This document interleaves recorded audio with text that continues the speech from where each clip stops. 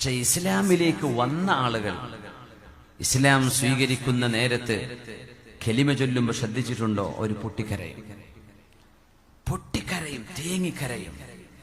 അതിന്റെ അർത്ഥമങ്ങ് കയറിയാൽ പിടിച്ചാൽ കിട്ടൂല. എന്തെന്നില്ലാത്തൊരു വല്ലാത്ത ശക്തിയാണത്. നമ്മൾ മുസ്ലിം ആവാൻ വേണ്ടിയല്ല കലിമ ചൊല്ലുന്നത്. നമ്മൾ അത്തഹിയാത്തിലും വാങ്ങുകൊടുക്കുമ്പോഴും നമ്മൾ അങ്ങനെ ചൊല്ലിപ്പോകുന്നുണ്ട്. പക്ഷേ ഞാൻ സാക്ഷ്യം വഹിക്കാം. എന്താ ഈ സാക്ഷ്യം വഹിക്കുക എന്ന് പറഞ്ഞാൽ? കണ്ണുകൊണ്ട് കണ്ടതല്ലേ സാക്ഷി പറയാ? കണ്ണുകൊണ്ട് കണ്ടതല്ലേ സാക്ഷി പറയുന്നത്? അപ്പോഴല്ലേ സാക്ഷി. ആരാ സാക്ഷി എന്ന് പറഞ്ഞാൽ? നീ അത് കണ്ടോ കൊലപാതകം? ഞാൻ കണ്ടു. നീ സാക്ഷിയാ.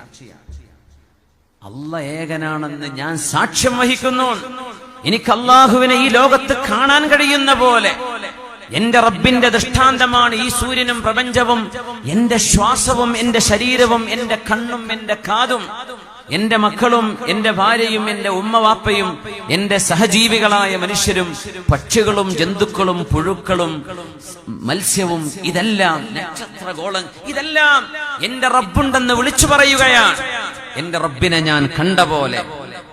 അതാണ് അഷ്ഹദു അല്ലാ ഇലാഹ ഇല്ലല്ലാഹ്.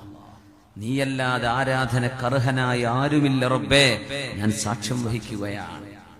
വഅഷ്ഹദു അന്ന മുഹമ്മദുർ റസൂലുള്ളാഹ്, അഷ്റഫുൽ ഖൽഖ് റസൂലുള്ളാഹി സ്വല്ലല്ലാഹു അലൈഹി വസല്ലമ തങ്ങൾ, അല്ലാഹുവേ നീ ആരാണെന്ന് ഞങ്ങൾക്ക് പഠിപ്പിച്ചു തരാൻ നിന്റെ വഹ്യ് നൽകിയ, ഇൻസ്പിറേഷൻ നൽകിയ, നീ റെവലേഷൻ നൽകിയ നിന്റെ പ്രവാചകനാണ് മുഹമ്മദ് റസൂലുള്ളാഹ്.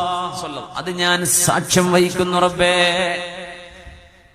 ഇതൊരു അമുസ്ലിമായ ആള് ഇസ്ലാമിലേക്ക് കടന്നു വരുമ്പോ എത്രയോ അനുഭവങ്ങൾ എനിക്കുണ്ട്.